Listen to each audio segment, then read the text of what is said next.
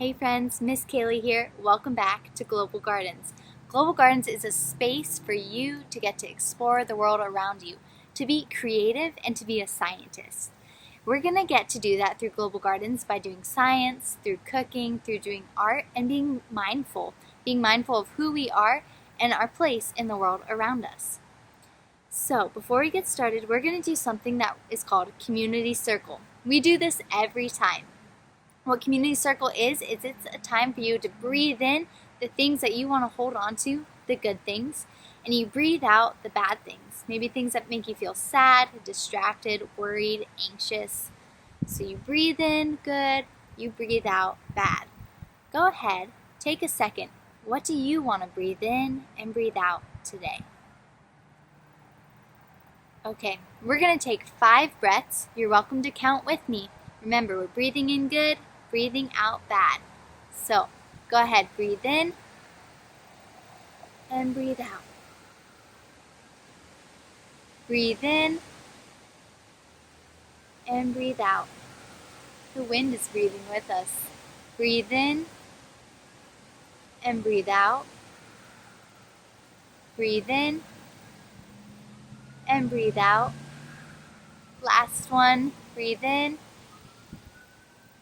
and breathe out. Thank you guys for joining me today for Community Circle. I hope you enjoy the rest of your time with Global Gardens today. Hey everyone, what's up? It's Miss Karen here with Global Gardens. Today we're going to be learning about the water cycle and clouds. So, have you ever wondered where all our water comes from? Well, you're going to learn today how the earth is always recycling the water that we have. So the water here on our earth is all we've got. We can't create any more water and we can't destroy it. So that's why it's really important for us to preserve our water and be sustainable.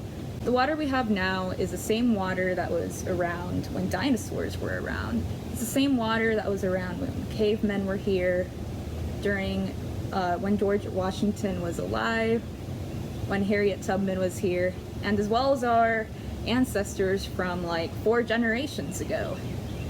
So I'm going to show you all how the water cycle works, the steps of it, clouds are formed, the different types of clouds, and how the water cycle plays a role in the weather.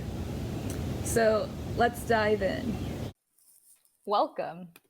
We're going to learn about the water cycle.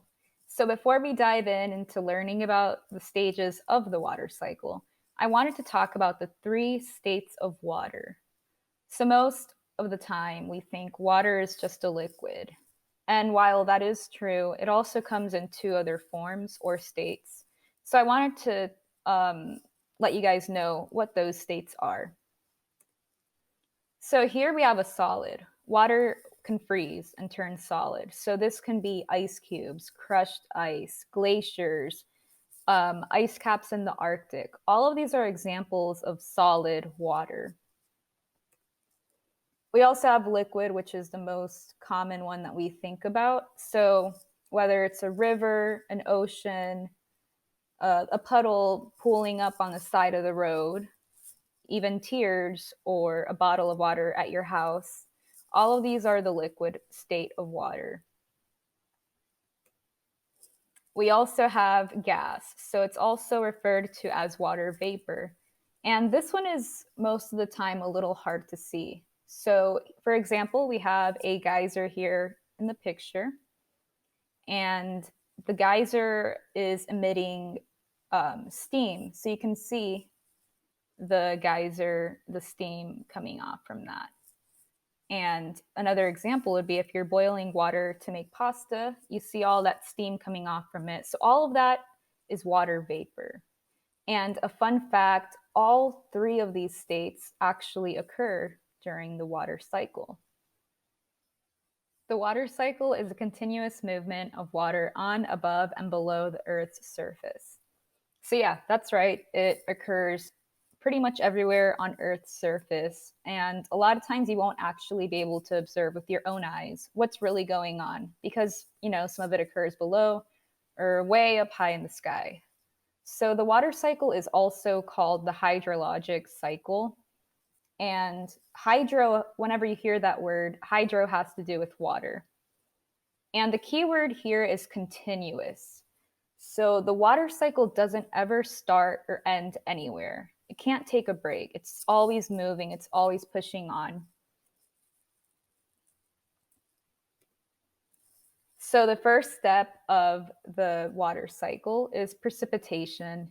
And this is when you have clouds in the sky and they're so dense and with water vapor and water droplets that they just need to, let it all go. So this can come in various forms. It can be rain, it can be sleet, snow, or even hail. So here I have some pictures to describe it. We have the rain cloud and we also have snowflakes. And you even have the hail right here. So, where does precipitation go? You might be wondering that, and it's a really great question. So, obviously, if it rains over a lake or another large body of water, the water droplets will go ahead and stay in those bodies of water. Usually, the soil and dirt will absorb a lot of water too. And that's one example of the water cycle occurring below the Earth's surface.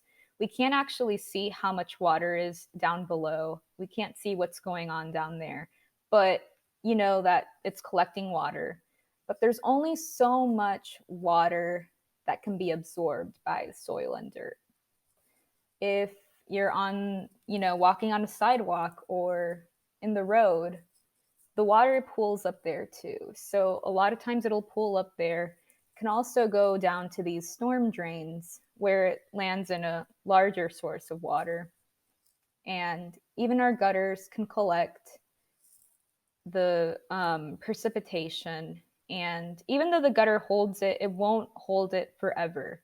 So eventually it gets extracted out from there and it'll join the street or the road or the sidewalk, where it eventually will lead to another larger body of water.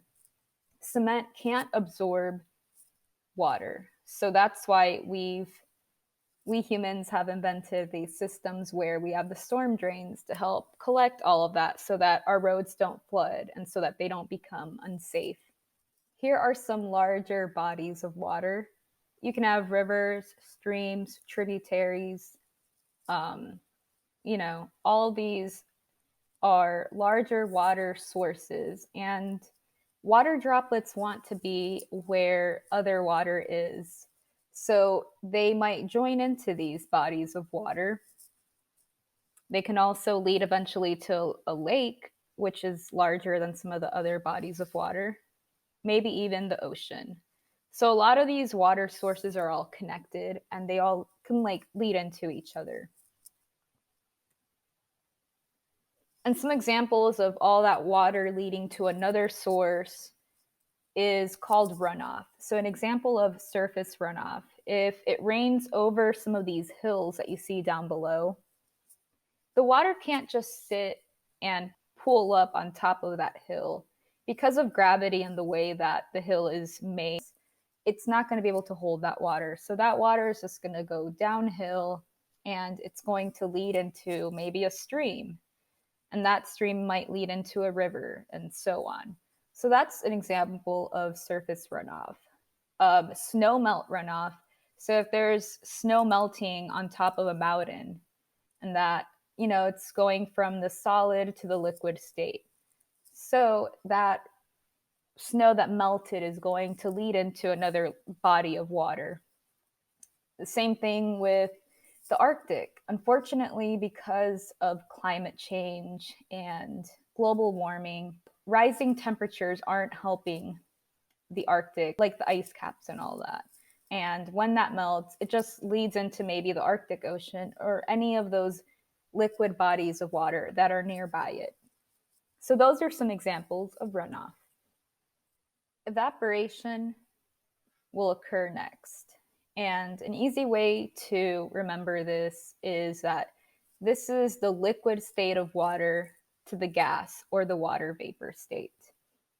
So wherever the water is on Earth's surface, whether it's in a lake, right outside your gutter, in the ocean, or, on the side of the road, in a pool, in a puddle, it's going to evaporate. But in order to have evaporation, you need to have a heat source. And for example, we have the sun. So on warmer days, there will be more evaporation than on colder days. So heat plays a huge role in evaporation. Evaporation can come from groundwater, surface runoff, our bodies of water, and snow melting, so it can quickly evaporate depending on how hot it is. It's kind of like how an elevator takes us up a building. So water is leaving the Earth's surface and going up toward the sky, and eventually it'll form a cloud. Here are some more examples of evaporation just from our everyday lives. So, like I said before, boiling water, all of that water, the liquid state, is evaporating, turning into water vapor, going up. Warm air rises, so it's going up toward the sky. And like I mentioned before, you need the sun, a heat source. So, because that boiling water is reaching a certain temperature, it's able to evaporate. A hot cup of coffee, tea, hot chocolate, any of those warm drinks, you see steam coming out from it. It's all evaporation. So our plants also play a role in the water cycle. Anything green, any plant, tree, flower, vegetable that you're growing, plants contain moisture. They hold water. They also need water, like us, to live. One process that goes along with evaporation is called transpiration. And this is a process of their water being evaporated in a way into the sky too. And that's going to contribute also to the water cycle. So this process is called transpiration. And it's when the plants are like sweating pretty much. Transpiration and evaporation contribute to condensation, which is the next step of the water cycle. And this is a really crucial step. This is the part where it actually goes from the gas, the water vapor, back to a liquid. And what happens here is that this is the step where the clouds form. So that water vapor attaches to dust, any air particle. So it could be dust or pollen or smoke. They'll attach, they form, the water droplets, and those water droplets form clouds. This is what happens during condensation. So if we didn't have condensation, clouds wouldn't be able to form. So here are some examples of condensation, and this is just from our everyday lives. So if you ever have a glass of water or something, you'll notice condensation forming on the side of the glass.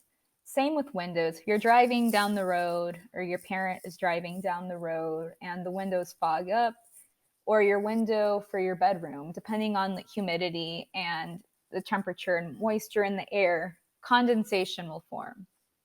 So keep your eyes peeled for different examples and see how many you can find of condensation all around you.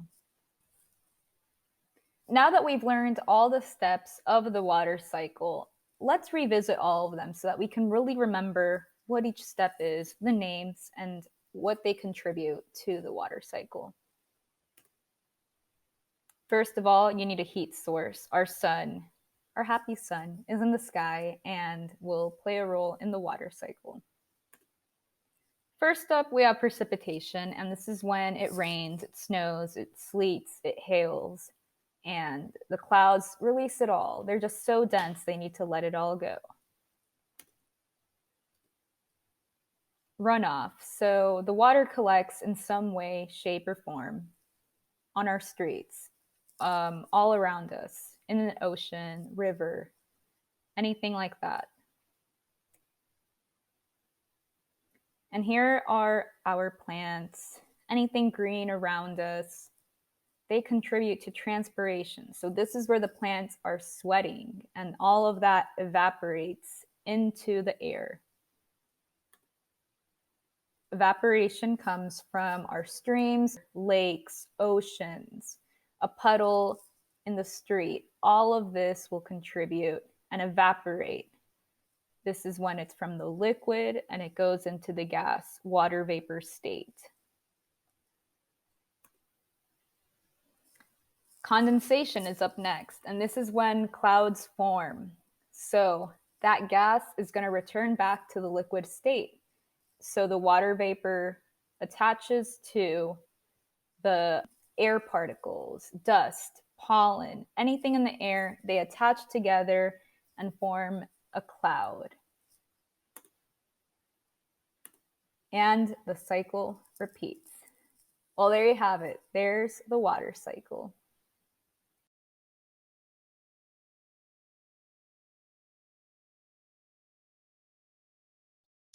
Hello, Global Gardeners. My name's Miss Jenny, and today we're going to read this awesome book together, All the Water in the World by George Ella Lyon and Catherine Tillotson. All the water in the world. Is all the water in the world? What does that mean? Water flows from the hose. It wobbles in blue pools. It fills your cup up. But where does it come from? Do you remember where water comes from? Where does it start? Water doesn't come, it goes around. And what's it called again when things go around and around? A cycle. That rain that cascaded from clouds and meandered down mountains, that wavered over waterfalls, then slipped into rivers and opened into oceans, that rain has been here before. Thirsty air licks it from lakes, sips it from ponds, guzzles it from oceans, and this wet air swirls up till it's crowded into clouds where it hangs hotly around, till cool air bumps through, and honey, those clouds, just let it go and rain, rain, rain. I don't know if you can hear it in the background, but it's raining outside my house right now. Tap dance, avalanche, stampede of drips and drops and drumming, a wealth of water. But far away, it's a different day. No sound but wind, empty cup again, dry grasses rustle, dirt's just dust. Everything waits for an open gate in a wall of clouds, for rain, sweet and loud, to fill the well and start the stream. Honey, living things dream of water, for all to drink, use in tub or sink, wash in, splash in. How many creatures can you find within this water? I see at least 5.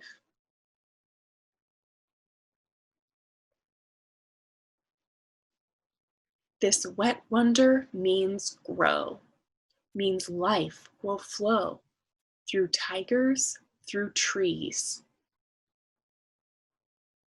through you and through me. All together now. All, so precious. Do not waste it. And delicious, we can taste it. Keep it clear, keep it clean. Keep Earth green. The end. So in this book, the author was referencing lots of things that Miss Karen just talked about. Do you remember what it's called when the water flows down the mountains and through streams after it has rained? It's called runoff. So the water runs down and collects ultimately into the ocean. Then what happens once it's in the ocean and rivers, and sometimes in plants? It kind of as this book describes it, it swirls up into the clouds. Do you remember what it's called? It starts with a T for plants and an E for bodies of water. Transpiration, which comes from leaves, and evaporation, which is the liquid water turning into vapor and swirling up into the air. And then in the clouds, remember what happens? It condenses into droplets called condensation. That sometimes happens outside our glasses too in the summer. And then, of course, the rain or the snow or the sleet is precipitation. And then it starts again. So it just keeps going in a cycle around and around. It's pretty cool to think about the fact that the water we drink is the same water the dinosaurs drank. So thanks for watching this week on Global Gardens. I hope you have a great day and can see the water cycle in action this week. See ya.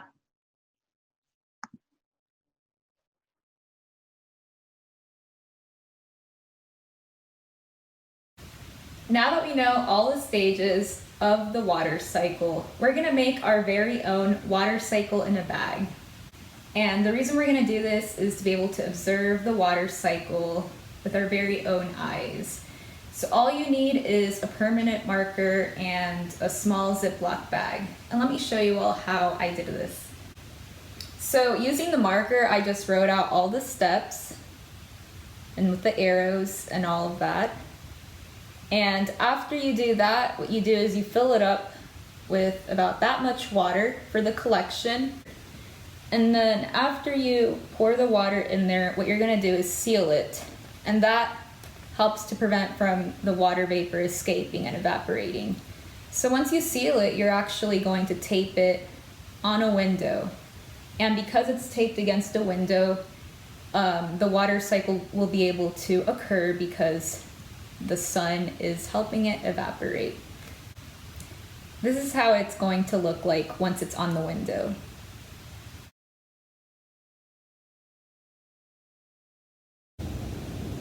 So now that we learned about the water cycle and all the steps of it, I wanted us to dig in a little deeper into learning about clouds, all the different kinds of clouds there are, and what makes each one, the specific characteristics. So to do that, I made a little song about clouds. So let's go take a listen, and I hope you enjoy.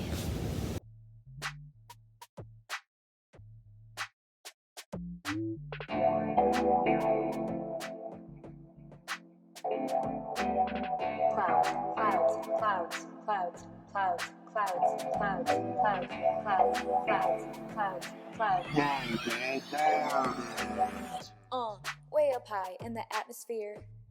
Let's focus on the troposphere. Cirrus, looking like a lock of hair. Wispy, floating in the sky somewhere. Made up of millions of ice crystals. You already know. 1, 2, 3, 4. Clouds, clouds, look all around. Look up and down. Cirrus clouds are in big lights. Stratus clouds are hard to tell. Cumulus clouds are puffy and tall. Nimbus clouds create rainfall. Clouds, clouds, that's what it's all about. That's what it's all about. Stratus, not talking about Dodge Stratus. Skirt, skirt. These featureless clouds have a layered look. They're gray and they cover the sky. Includes fog in the middle of the night.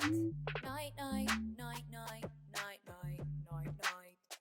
That's right. Clouds, clouds, look all around. Look up and down.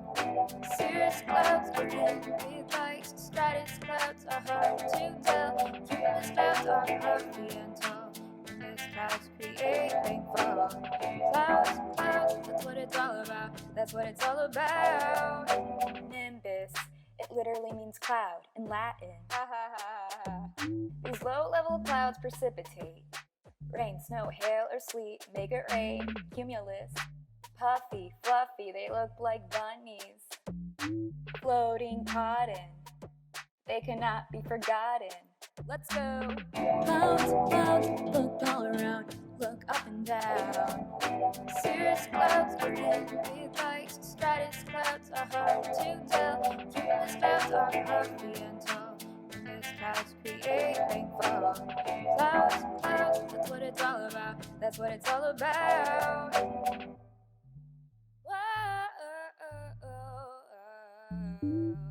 Hey, did you know cloud names can be combined? For example, cumulus and nimbus makes cumulonimbus. Cumulonimbus Science empowerment. combines both of their characteristics. Cumulonimbus Science empowerment. combines both of their characteristics. Whoa, whoa, oh, oh, oh, oh, oh, oh. Clouds, clouds, look all around, look up and down. Cirrus clouds are really light, stratus clouds are hard to tell. Cumulus clouds are puffy and tall. Cumulus clouds create rainfall. Clouds, clouds, that's what it's all about. That's what it's all about. Clouds, clouds, that's what it's all about. That's what it's all about.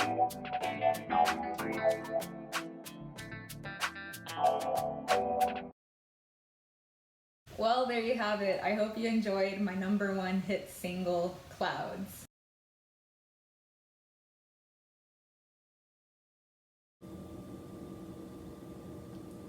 Because we talked about the water cycle, I wanted to talk about clouds and the different types that form in our atmosphere. As mentioned before, clouds are formed when water vapor attaches to particles in the air, such as dust or pollen. Now I'm going to do an experiment to show you all how clouds are formed. We're going to make a cloud in a jar. It's super easy, super simple. All you need is a glass jar, and I have the lid here for it with some ice cubes in there. Also need some hairspray. And I boiled some water in a pot. So we're gonna go ahead and pour that into the jar. You want it to be about halfway full.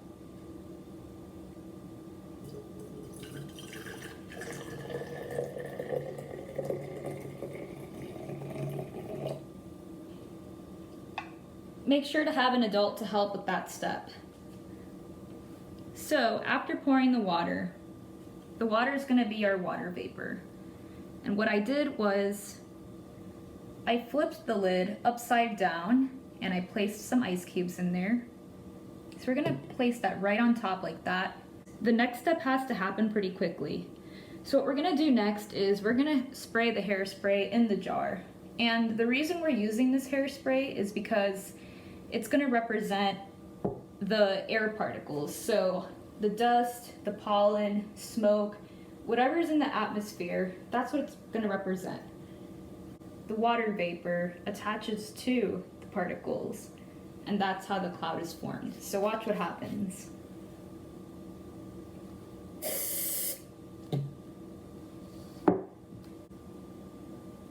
So you can see the water is sticking with the hairspray, forming a cloud.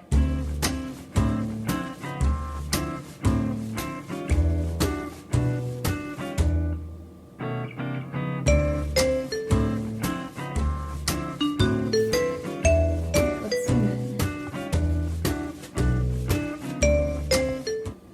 And there you have it, a cloud in a jar. Let's see what happens if we spray more hairspray in there.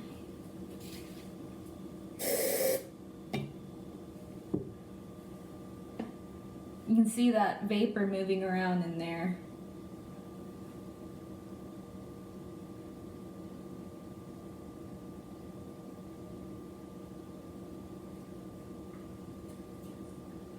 Let's see what happens if we remove the lid. It's all escaping.